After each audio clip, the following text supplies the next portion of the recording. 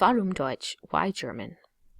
Well, first and foremost, German is the official language in 6 countries of Europe: Germany, Belgium, Austria, Switzerland, Luxembourg, and Liechtenstein. There are also parts of northern Italy where German is spoken. Also, German is the primary language in 3 European countries, being Germany, Switzerland, and Austria. So right in the heart of Europe. Germany is the primary language of about 13% of all Europeans, and after Russian, it is the second most spoken language in Europe, above French and English. After English, German is the foreign language that Europeans consider the most useful for personal development. So English, of course, is taught across the continent. But if you take a look at this from Statista, German, which is the yellow, all of these countries deem German as the most important foreign language to learn after English as a foreign language. So Denmark, Hungary, Luxembourg, Netherlands, Slovakia, Czech Republic, Poland, Sweden, Ireland, Bulgaria, and Greece. Germany is also a leader among the European Union countries. So when it comes to setting European policies and managing crises among the member nations, Germany is looked to as a leader. Also, if you take a look at this stat, now this is from 2016, but according to the U.S. News and World Report, Germany was ranked as number 1, as the number 1 best country in 2016. This particular study looked at a number of factors, which included cultural, political, and economic influence, as well as entrepreneurship and business, and quality of life.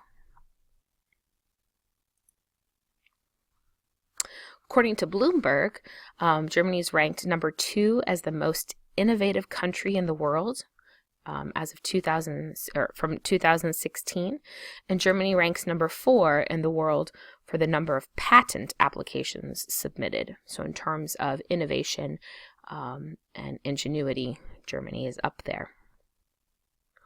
Also, Germany has the largest economy in Europe, and it's the 4th largest economy in the world. It's also the 3rd largest export economy in the world. And also you might note that if you're particularly interested in science, a number of these fields, Germany kind of will help, and certainly speaking German will be of help as well. So besides science and business, certainly from an economic standpoint, Germany is well known in the field of arts. So German literature is world renowned. Here I have a picture of Johann Wolfgang von Goethe. He's probably Germany's most famous literary figure. Other authors such as Kant, Hesse, Kafka, Hegel, Nietzsche, Freud, Thomas Mann, Günter Grass are some other famous German authors as well. And what's really interesting, especially as English speakers, relatively few books that are written in German are translated into English. So if you want to read some of those great works, you got to make sure you know some German. Also, in terms of musicians, a number of our famous musicians in history, certainly classical music comes to mind, are from German-speaking countries as well. And also when it comes to film and entertainment, the German-speaking world has produced some of the most revered filmmakers in the 20th century. Fritz Lang and Billy Wilder come to mind. And also, I'm thinking about a lot of literature Nobel Prizes as well. So here's a map from the 2000 census. In the year 2000, 42.8 million, or 15.2% of Americans, reported having German ancestry, making German Americans the largest single heritage group in the United States. So we're looking at the light blue area. Certainly, when looking at a map, you look at the kind of denser populations. but, blue is pretty widespread. And another one to take a look at, countries where the German Americans are the largest ethnic group as well. So bringing it home to our state of Texas, the largest European ethnic group in Texas is people of German birth or descent. And according to the 2000 census, over 2 million Texans reported German heritage. So that's a little bit over, I think, 10% of the Texas population at the time.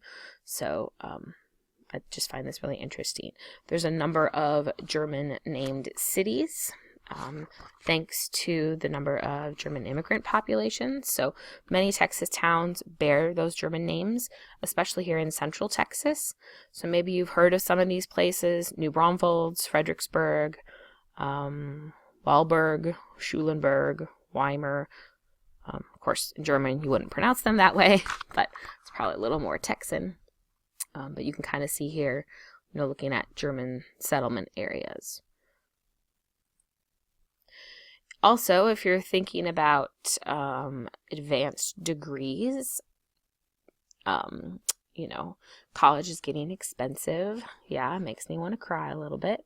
But in Germany, their education system is such that if you can get into a German university, your school is paid for. Now, not room and board, and certainly some fees, but the tuition is covered. While most undergrad programs, you do have to know German, there are a number of graduate school programs where English is the primary language of those graduate degrees. And also just kind of some fun fact information. This is from The Economist. The MIT economist Albert Zayas, I think, calculated that the average lifetime earnings bonus for an American college graduate who learns German is at about $128,000, and for French it was $77,000, and then in Spanish $51,000, just because there's so few second language German learners. On average they can earn a little bit more.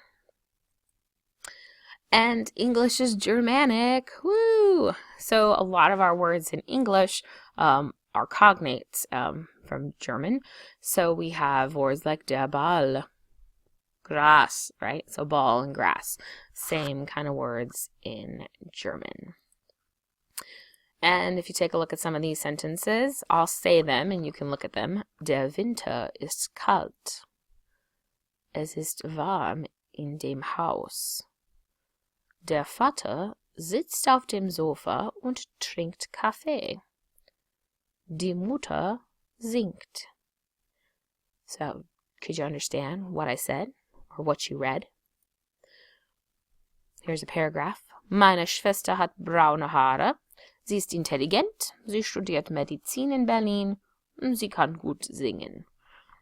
So, all this is to say that German is pretty awesome. Deutsch ist ausgezeichnet. And if you want to learn more, you can always come see me.